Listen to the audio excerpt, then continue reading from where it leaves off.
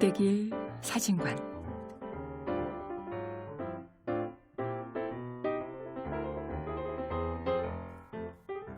한 장의 사진 속에서 우리네 삶과 함께 사는 세상을 돌아봅니다. 오늘은 지난 금요일에 방송됐던 tvN의 삼시세끼의 한 장면과 지난 토요일에 방영됐던 MBC의 놀면 뭐하니의 장면과 함께합니다.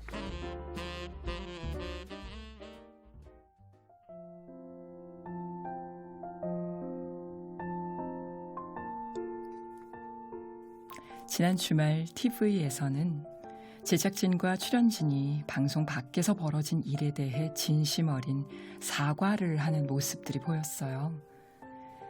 금요일 밤엔 tvN의 삼시세끼에서 소소하지만 행복한 밥상에 많은 분들이 흐뭇하게 시청을 했었고, 토요일 밤엔 MBC에서 놀면 뭐하니를 통해 오랜만에 유재석과 함께하는 이효리, 비의 모습에 옛 추억에 잠기는 즐거움을 느꼈죠.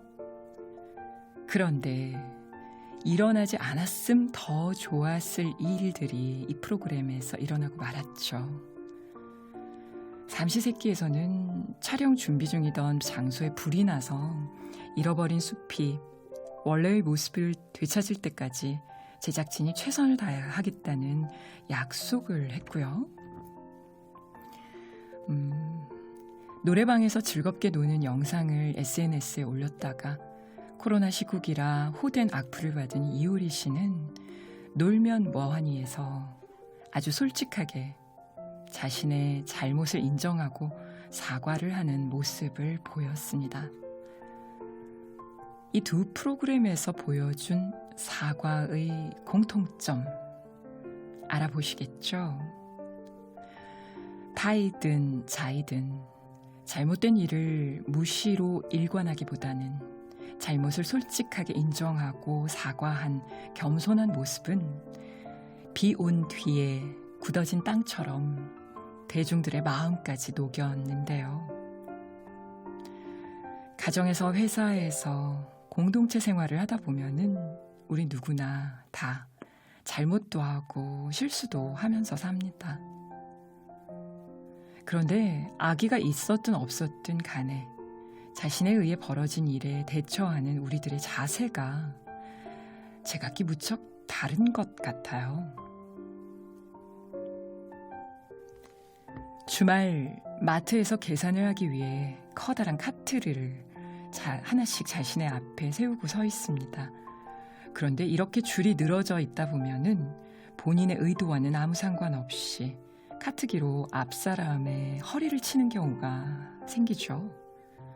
그럼 앞사람은 당연히 좋지 않은 표정으로 뒤를 돌아볼 겁니다. 이럴 때 괜찮으세요? 안 다치셨어요? 죄송해요. 저도 모르게 밀려버렸네요. 이 한마디면 상황은 그냥 끝나겠죠. 근데 아예 무시하고 핸드폰만 보고 있거나 정색을 하고 내가 그런 거 아니에요. 왜 나한테 화를 내요? 나도 뒷사람 때문에 밀려서 그런 건데 왜 나를 봐요? 이런 대답이 돌아온다면 마트는 순식간에 싸움터로 바뀌고 말겠죠. 내 탓하기, 남 탓하기, 발뺌하기. 그러느라 참 바쁜 요즘 이 고비만 넘기기만 바라거나 속으로는 뭐 그럴 수도 있는 거지 하면서 얼른 자신을 합리화시켜 버립니다. 직장에서는 업무 중에 발생한 실수를 인정해버리는 순간 자신의 실수를 인정하는 셈이 되고 인사고과 평가에 불이익을 당할 수 있다는 생각 때문에 어쩌든지 남 탓으로 돌려서 모면하려는 습관에 유혹을 받죠. 나는 지금 어떻게 하고 있을까요? 잡아함경에 부처님 제세시에 이런 일이 있었대요. 한 비구가 다른 비구와 아주 사소한 일로 시비가 붙었는데 그중 성격이 다소 괄괄한 한 비구가 큰 소리를 지르면서 상대를 몰아붙였대요. 그런데 얼마 못 가서 자신의 행동이 과했음을 깨닫고 상대 비구에게 용서를 구했지만 조용히 듣고 있던 상대 비구는 용서를 해주지 않았다고 하죠. 그런데 이를 지켜보던 다른 비구들이 그 마음 상한 비구에게 이제 그만 사과를 받아주라고 거들었어요. 근데도 그 비구는 계속 고집을 피웠다고 합니다. 결국 사과와 용서를 두고 여러 비구들이 서로 언성을 높이며 다툼이 커져갔대요. 승가 공동체에서 일어난 이 사건을 전해 들으신 스승님, 부처님께서는 비구들을 모두 한자리에 불러 모은 뒤 이렇게 타이르셨습니다. 잘못을 저지르고 뉘우치지 않는 것은 잘못된 일이다. 잘못을 사과하고 용서를 비는데 이를 받아들이지 않는 것도 잘못이다. 하지만 잘못을 뉘우치는 것은 훌륭한 일이며 잘못을 비는 자를 용서해 주는 것도 더욱 훌륭한 일이다.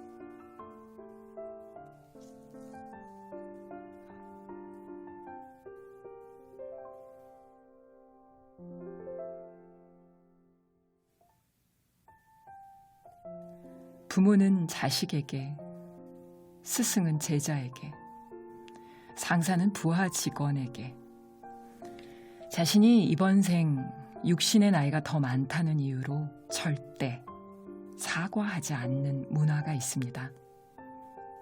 너무 쉽게 사과해버리면 혹시 저 사람들이 나를 무시하지 않을까?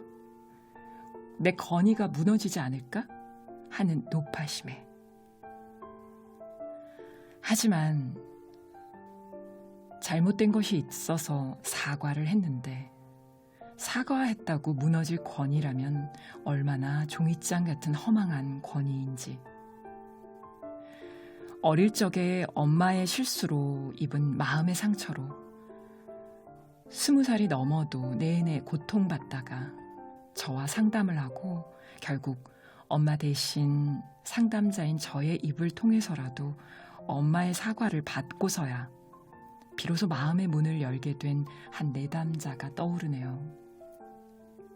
수많은 생을 윤회해온 영혼의 나이를 먹은 우리들, 결코 자식이 부모보다, 제자가 스승보다 어리다고만 볼 수는 없죠.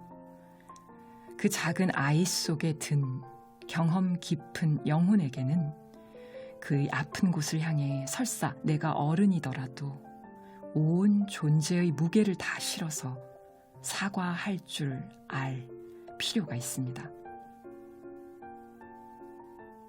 하여 전강선사께서는 제자 송담선사께 법상을 물려주고 첫 설법을 하는 제자에게 법상 아래 엎드려 큰 절을 기꺼이 올리셨고, 부처님께서는 마지막 열반 때 시자인 안한존자에게 내가 그동안 혹시 허물이 없었느냐라고 3번을 물으셨습니다.